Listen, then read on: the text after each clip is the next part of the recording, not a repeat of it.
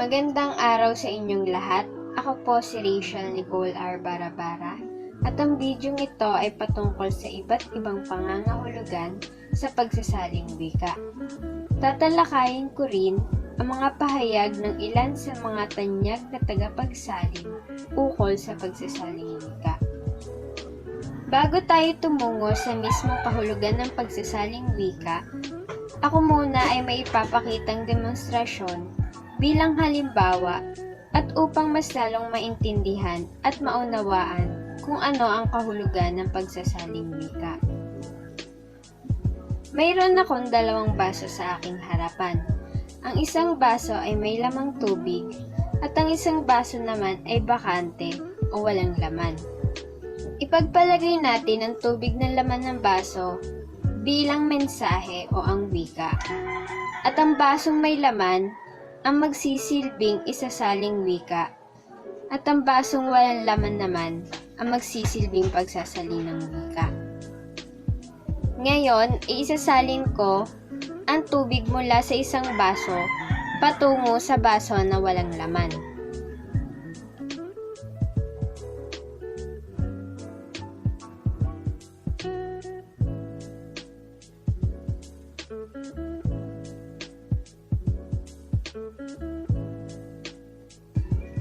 Kung papansinin at pagmamasdang mabuti ang unang baso na pinanggalingan ng tubig, hindi daang porsyentong naisalin sa kabila, ngunit ang isinaling tubig sa kabilang baso ay nanatiling tubig. Kung sa pagsasaling wika natin ito gagamitin, ibig nitong iparating na hindi buong buo o 100% maisasalin ang wika. Gayunpaman, parehas ang magiging mensahe ng wika mula sa isasalin at sa mensahe ng pagsasalinan. Ngunit, ito ay hindi magiging eksaktong-eksakto. Sa simpleng salita, ang pagsasaling wika ay ang pagsasalin o paglilipat sa pinakamalapit na katumbas na mensahe ng tekstong isinalin sa wika o dialektong pinagsasalinan. Sa madaling salita, ang pagsasalin ng wika ay ang pagtutumbas ng isang salita sa wikang pagsasalinan. Halimbawa, ang salitang Ingles na sun ay katumbas ng salitang araw sa wikang Filipino o Tagalog. Kaya ang translasyon o pagsasaling wika ng sun mula sa Ingles ay araw sa Tagalog o wikang Filipino. Bilang karagdagan, ang pagsasaling wika ay isang proseso ng pagtutumbas ng isang tekstong nakalahad sa isang wika patungo sa isa pang wika. Ito rin ay preserbasyon at pagpapalaganap ng mga panitikan ng isang kultura. Isa sa paraan ang pagsasaling wika upang maging pamilyar o maunawaan natin ang mga panitikan o mga mensahe na hindi nagmula sa ating bansa. Ngayon ay tatalakayin naman natin ang mga pangangahulugan ng ilan sa mga tanyag na dalubhasa sa pagsasaling wika, tulad ni C. Rabin, E. Nida o Eugene Nida, at ni Griarte.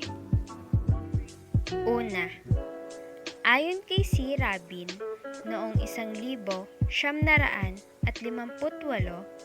ang pagsasaling wika ay isang proseso kung saan ang isang pahayag, pasalita man o pasulat, ay nagaganap sa isang wika at ipinapalagay na may katulad ding kahulugan sa isang dati ng umiral na pahayag sa ibang wika.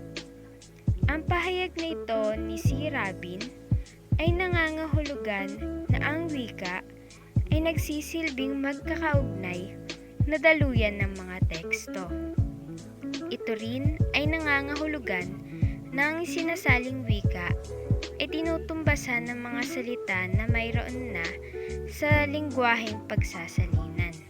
Halimbawa, ang pangangamusta sa salitang Ingles ay, "How are you?"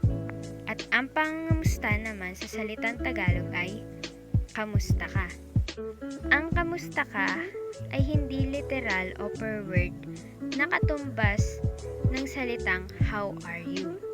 Ngunit, ang salitang kamusta ka at how are you ay parehas na umiiral o ginagamit bilang pangangamusta sa wikang Ingles at Tagalog o wikang Filipino. Ikalawa, ayon naman kay Inida, noong 1950 at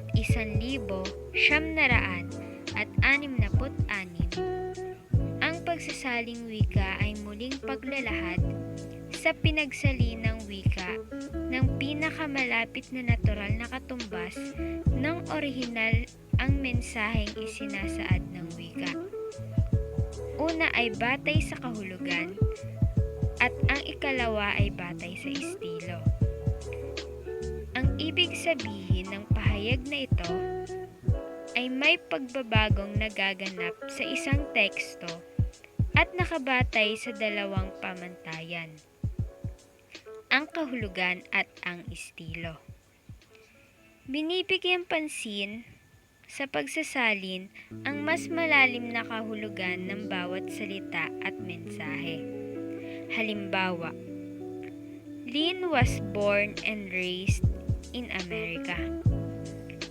Ang pagsasalin nito sa hindi natural na pamamaraan at hindi bumabatay sa dalawang pamantayan ay si Lynn ay ipinanganak at iniangat sa Amerika. Kung babasahin o iisiping mabuti, ang salitang iniangat mula sa mensaheng si Lynn ay ipinanganak at iniangat sa Amerika ay hindi tugma o akma sa pagsasaling wika ng Lynn was born and raised in America. At kung magbabase sa pangangahulugan ni Inida sa pagsasaling wika, ang tamang pagsasaling wika ng Lynn was born and raised in America sa wikang Tagalog ay si Lynn ay ipinanganak at nagkaisip sa Amerika. Ang ikatlo at ang panghuli, ayon kay Griarte noong 2014, ang pagsasalin ay isang proseso ng paglilipat ng mga salita o mensahe sa kalapit na katumbas na diwa na gamit ang ibang wika. Kung pagsasamahin ang pangangahulugan ni Griarte at ni Eugene Nida noong 1964, ang kanilang pahayag ay nangangahulugan na ang pagsasaling wika ay bumabase sa kahulugan ng mensahe. Halimbawa, sa Ingles, my father is a pig farmer. Kung ito ay isasalin sa wikang Filipino, ang ama ko ay tagapag-alaga ng baboy. Sa literal na pagsasalin, ang farmer ay tinutumbasan ng salitang magsasaka. Ngunit, kapag ito ay ginamit sa isinaling mensahe, ay mag-iiba ang kahulugan nito. Bilang karagdagan, may mga salita o wika na hindi agarang maisasalin sa wikang nais pagsalinan. Katulad na lamang ng mga wika ng mga Hapones, Espanyol, Romano, Arabe, at marami pang iba. Ang mga ito ay hindi agarang maisasalin sa wikang Filipino o Tagalog. Ang pagsasalin ay gagamit ng ibang wika katulad na lamang ng wikang Ingles upang ito ay maisalin. Ginagamit ang wikang Ingles upang makita o mabatid kung ang parehong wika ay magkasing kahulugan at upang malaman kung ang salitang ginamit sa isasalin at salitang gagamitin sa pagsasalinan ay parehas ang katumbas sa wikang Ingles. Sa madaling sabi, ang wikang Ingles ang magsisilbing tulay ng wikang isasalin at ng wikang pagsasalinan upang mapadali at maging mabisa ang paraan ng pagsasaling wika.